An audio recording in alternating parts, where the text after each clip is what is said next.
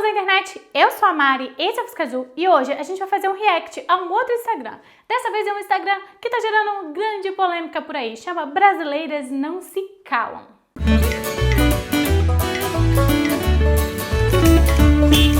Antes de mais nada, eu tenho aqui que enaltecer as grandes criadoras desse Instagram que está bombando, principalmente pela iniciativa de dar voz a nós brasileiras que estamos fora do nosso país. O Instagram surgiu basicamente com esse intuito, é de dar voz a nós brasileiras, pra gente não se calar mais. Antes de começar com os relatos, eu acho muito importante a gente parar e fazer uma reflexão de por que a mulher brasileira muitas vezes é vista como puta fora do Brasil. Porque o povo brasileiro fora, culturalmente fora, é conhecido como um povo alegre, como um povo divertido, mas aí quando fala da mulher brasileira, é puta. Eu vou pegar aqui os relatos mais recentes que tem, que eu vou ler pra vocês e a gente vai comentando e a gente vai tentando entender por que isso acontece. Estava em um restaurante com o meu namorado, que é francês, e começamos a conversar com um casal luso-francês. Quando a mulher percebeu que eu era brasileira, quis fazer um elogio, dizendo que eu era brasileira e mestiça, mas muito bonita. É uma frase carregada de tanta coisa. Primeiro que eu não entendo porque as pessoas têm mania de, pra elogiar uma mulher, tem que falar mal de outra, porque já começa por aqui, você é uma brasileira, mas você é bonita. E outra coisa, a expressão mestiça é uma expressão extremamente racista, que foi criado lá mesmo em 1500, na época do descobrimento, para designar as pessoas que não eram nem brancas o suficiente e nem pretas o suficiente. Então elas eram tidas como mestiça e ainda assim eram tratadas como escravo. Colocar isso, brasileira e mestiça. Gente, isso aqui tá carregado sim, essa frase é muito carregada de vários preconceitos, que cara, como se fosse ser mestiço fosse um problema também, né? Porque assim, vamos lá fazer análise de DNA. Eu duvido que tenha uma pessoa de raça pura, porque isso não existe. Isso é uma concepção hitleriana, né? Por assim dizer. Pelo amor de Deus. Já ouvi no meu trabalho. Não te interessas por nenhum homem português? Tu és lésbica? Respondi que vim fazer mestrado e não arrumar marido.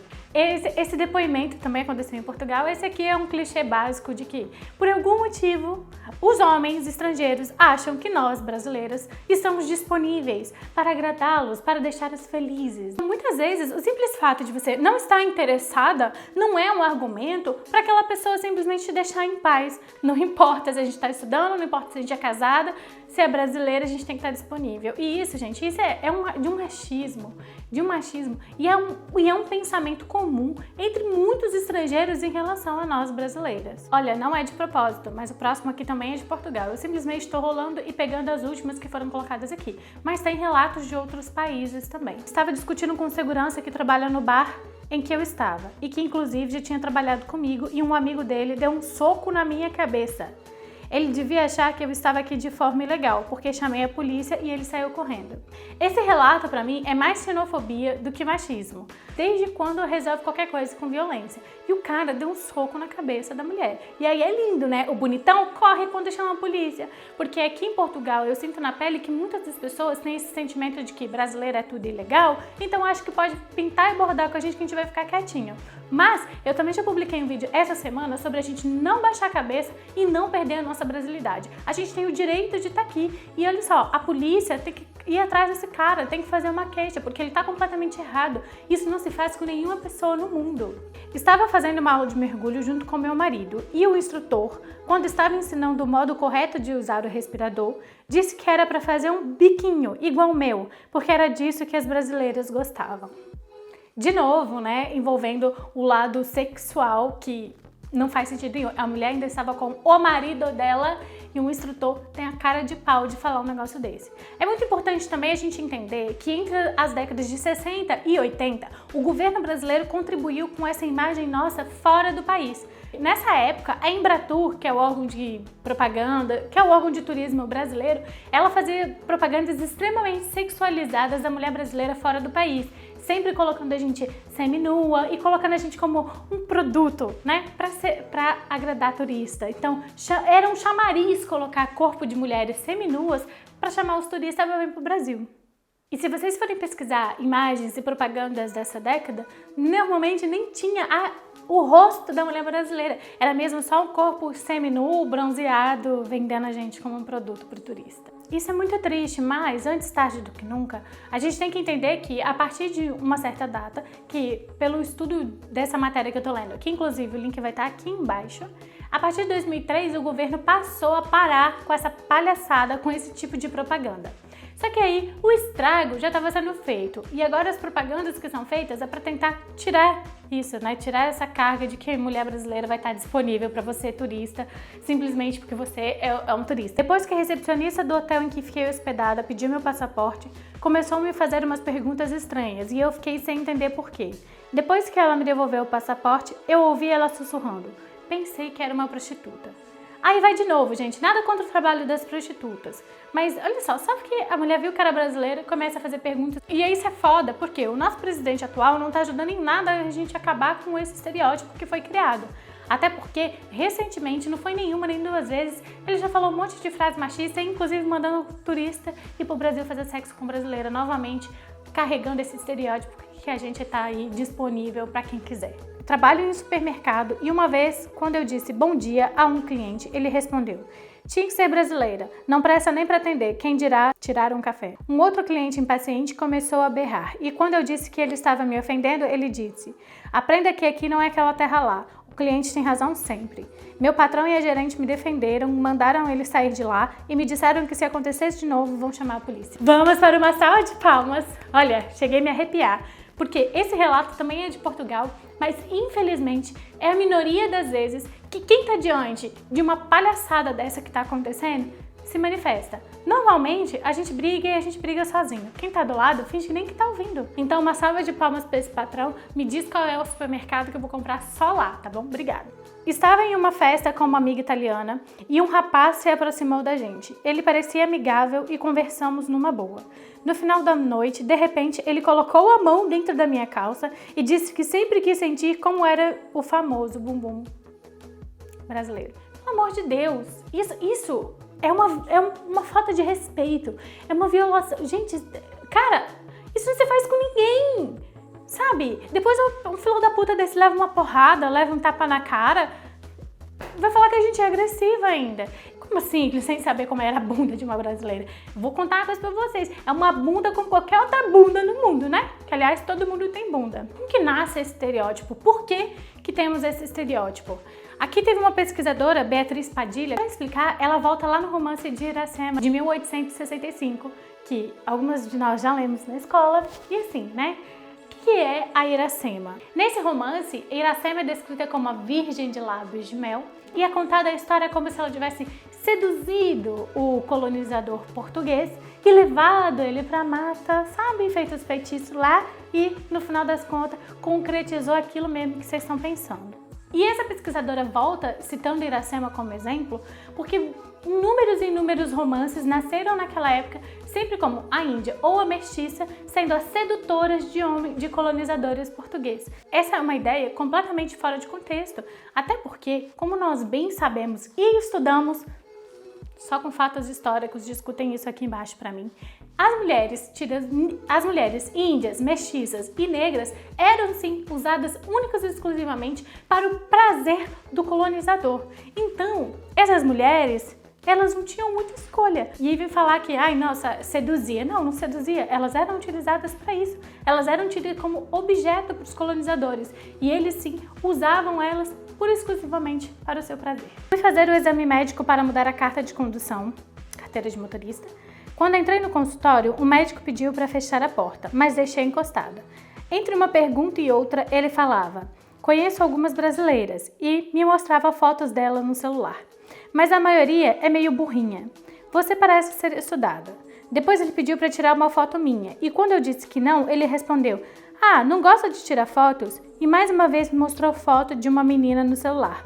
A secretária entrou em algum momento e falou: doutor, é para manter a porta aberta e também precisa ser mais rápido, tem mais gente. Não tinha mais ninguém lá fora, parecia que ela já sabia do comportamento dele. E esse aqui é uma das coisas assim que mais me deixam triste, que me deixa triste mesmo, é que para a secretária ter entrado e ter falado isso é porque sabem do comportamento dele, mas é mais uma vez passando pano para machista, sabe? E isso é um tipo de assédio gravíssimo. Ele tá aproveitando para fazer isso dentro do consultório dele, que deveria ser um lugar que a gente se sentisse segura, sabe? É de um absurdo tremendo. E o pior é que, de acordo com o relato, tem gente sim passando pano pra esse assediador, porque isso aqui não é nem mais machismo.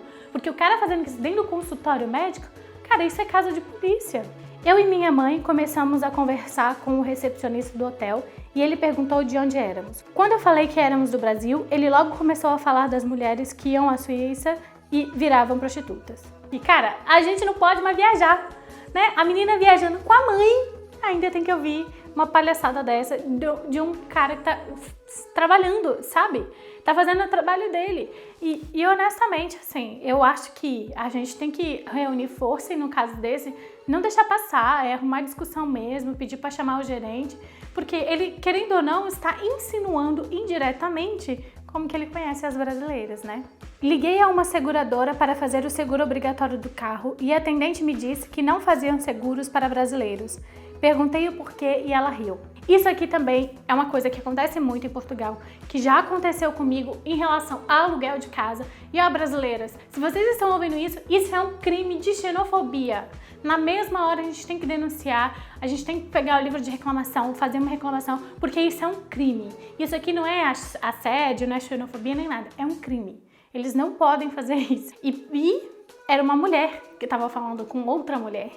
E isso também vem lá da época do colonialismo. Por quê? Quando foi criado todo esse estereótipo lá atrás, que a mulher que seduzia, que a mulher brasileira que estava disponível, basicamente foram criados dois grupos. O das mulheres boas, que eram o quê? As esposas dos portugueses, dos colonizadores, e as mulheres ruins, que eram as mestiças, as não brancas e as pretas. Porque as boas eram aquelas lá que eram para casar, né? Esse termo que a gente ama ouvir. E as outras, todas nós outras, né, éramos tidas como as disponíveis. As más, aquelas que destruíam o casamento. E você, se está em Portugal, você já ouviu essa história, que eu já estou de saco cheio de falar dela, do movimento lá das mulheres de Braga, ou alguma coisa assim, né? Que as mulheres foram pra rua, porque as más estavam roubando o marido delas. Eu dividia uma casa com chilenos e irlandeses. Um dia, um dos irlandeses chegou bêbado e tentou invadir meu quarto aos chutes. Passei a noite inteira em claro, tremendo, chorando. No outro dia, fui até a polícia registrar um boletim de ocorrência. Quando a polícia me perguntou de onde eu era, eu respondi que era brasileira. Ele riu e disse, então tá explicado. Esse aqui é mais foda ainda, porque você tá em outro país, num lugar que não fala a sua língua, e quem deveria te proteger faz uma piada dessa. E aí vem de novo dessa cultura machista, de que, né, que é comum a gente ouvir que um homem não consegue resistir à mulher brasileira, como se ele fosse um animal irracional, né? E ainda colocando dessa forma para tentar jogar a responsabilidade em cima da mulher brasileira. E cara, não, que isso, nossa senhora, sempre tentando culpabilizar a mulher por causa de um cara escroto, bêbado, e tentar invadir o quarto dela. Pelo amor de Deus, cara. Almocei em um restaurante com um grupo de amigos. Na hora de pagar a conta, o garçom percebeu que eu era brasileira e disse que eu poderia comer de graça se sambasse pra ele. E aí, mais uma vez, aí você dá um pra trás nesse babaca, ele vai te chamar de grossa, ele vai falar, olha só, que brasileiro não tem educação. Nessas propagandas que eu já mencionei, era sempre uma mulher sambando que aparecia. Mas isso não quer dizer que eu vou sambar e vou me esfregar na cara de qualquer pessoa que me peça. Aliás, isso não quer dizer que eu saiba sambar. Basicamente, o que esse cara tá fazendo é colocando mais uma vez a mulher brasileira numa posição de inferioridade. Como se ela fosse qualquer coisa e talvez também sem dinheiro, né? Que olha só, se não quiser pagar, pode sambar. Olha só, que pensamento mais retrógrado e ridículo. Eu estava a trocar as fraldas de um senhor sem pernas em um lar de idosos, onde eu trabalhava como cuidadora. Quando o virei para o meu lado, ele passou a mão na minha bunda e eu tomei um susto e me afastei. Gritei com ele dizendo que ele não podia fazer aquilo, que já tinha reclamação dele na direção por assédio. E a mulher dele, que estava no mesmo quarto, disse, mas tu és brasileira, cala-te e faz o teu trabalho. Se ele tocou-lhe, fique quieta e não finges a puritana. Eu sei de onde veio. Não, eu vou parar por esse relato, porque tá ficando baixo astral. Mas, de novo, gente, olha só que ridículo. Ainda tem uma outra mulher do lado para defender a atitude escrota e machista do cara, de um assediador, simplesmente porque acha que ela é brasileira. De novo, vem com aquele estereótipo de separar mulheres boas e ruins, mulheres boas para casar, e achando que é brasileira tem que estar disponível. E a forma como a mulher fala reforça mais uma vez como a gente é colocado numa situação de inferioridade. E olha só, isso não existe, isso tá errado. A gente não pode se calar mesmo. A gente tem que denunciar e a gente tem que se unir. É por isso que essa página do Instagram é tão importante. O Brasileiras Não Se Calam. Além de um movimento que está aí para mulheres relatarem todas essas coisas que estão acontecendo com ela, é um movimento que está ganhando força e é muito maior do que tudo isso. Ali a gente já consegue ter grupos de apoio psicológico, além de vagas de trabalho, além de reuniões e encontros para a gente poder se unir e fortalecer cada vez mais. Então eu aconselho muito que vocês interajam nesse Instagram para ficarem por dentro de tudo que está acontecendo, porque nós somos uma força maior, nós não somos inferiores a ninguém e nós não somos disponíveis, nem temos que ser simplesmente por sermos brasileiras. E isso já é uma visão ultrapassada, retrógrada, e a gente tem sim que lutar para acabar com ela. É por isso, meus queridos espectadores, podem reclamar, pode falar o que quiser nos comentários, mas que fique claro uma coisa: brasileiras não se calam. Um beijo e até o próximo Buscador. Tchau!